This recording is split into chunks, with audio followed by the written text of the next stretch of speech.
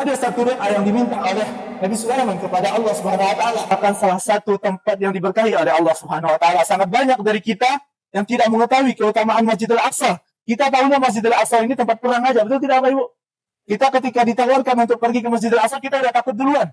Sementara kita tidak mengetahui keutamaan yang luar biasa di Masjidil Aqsa. Rasulullah SAW bersabda, "La tushaddur rihalu illa ila thalathati masajid." Enggak boleh kita berperjalanan jauh dalam rangka ibadah kecuali hanya ke 3 masjid saja. Ada masjid Rokan Hulu cantik, kita tinggal misalnya di Duri. Kan jauh itu kan? Boleh nggak kita menyengaja ke Rokan Hulu untuk pergi ke Masjid Rokan Hulu?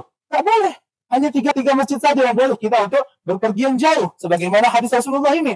Yang pertama Masjidil Haram dengan keutamaannya. Apa keutamaannya? 100.000 kali salat kalau kita salat di Masjidil Haram. Kemudian yang kedua Masjid Nabawi. Yang mana keutamaannya 1000 kali salat kalau kita salat di Masjid Nabawi. Kemudian ada masjid yang terlupakan, satu Masjidil Aqsa, yang mana keutamaannya 500 kali salat kalau kita salat di Masjidil Aqsa. Kemudian Bapak Ibu yang kami muliakan, negeri Aqsa sana ini merupakan negeri yang diberkahi oleh Allah Subhanahu wa taala. Allah Subhanahu wa taala mengatakan, "Subhanalladzi asra bi 'abdihi lailan minal Masjidil Haram ila al-Masjidil Aqsa alladzi barakna hawlahu." Baitul Maqdis sana merupakan tanah yang diberkahi. Apa gunanya kita hidup kecuali hanya mencari keberkahan?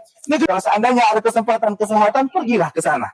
Ya, karena negeri di sana telah diberkahi oleh Allah Subhanahu wa taala. Sebagaimana negeri yang tempat kita injak ini telah juga diberkahi oleh Allah Subhanahu wa taala.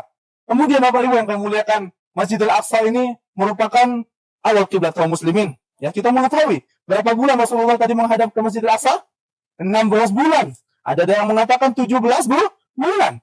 Ini angka yang luar biasa. Kemudian Nabi Sulaiman alaihi salam ketika selesai membangun Masjidil Aqsa, ketika itu dia meminta 3 permintaan kepada Allah Subhanahu wa taala. Permintaan yang pertama agar diberikan pemerintahan yang nggak bisa menandinginya. Kemudian Allah ijabah. Kemudian permintaan kedua Nabi Sulaiman kepada Allah ketika selesai membangun Masjidil Aqsa, dia meminta agar diberikan kekuasaan yang tidak ada yang bisa menandingi kekuasaannya.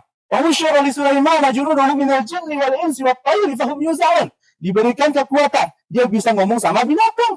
Kemudian dia pun mengomando pasukan-pasukan dari negeri jin. Berbeda elemen ini nggak ada yang bisa menandinginya. Dan juga sudah diijabah oleh Allah Subhanahu wa taala. Kemudian Rasulullah SAW menceritakan kepada kita di dalam hadis yang diriwayatkan oleh Al-Imam An-Nasa'i, ada satu doa yang diminta oleh Nabi Sulaiman kepada Allah Subhanahu wa taala. Yang mana permintaannya ini belum kita ketahui apa permintaannya, yaitu tidak ada satupun orang yang keluar dari Masjidil Aqsa itu, yaitu kita Masjidil Aqsa, salat kita di sana, maka dia kembali sebagaimana anak yang baru dilahirkan dari perut ibunya. Dan Rasulullah mengatakan, wa arju an yakuna qad u'tiya as-salisa. Dan Rasulullah mengatakan, saya berharap kepada Allah Subhanahu wa taala doa yang ketiga itu yang juga diijabah oleh Allah Subhanahu wa taala sebagaimana telah diijabah 2 doa Nabi Sulaiman tadi. Jadi Bapak Ibu yang saya muliakan, Masjidil Aqsa ada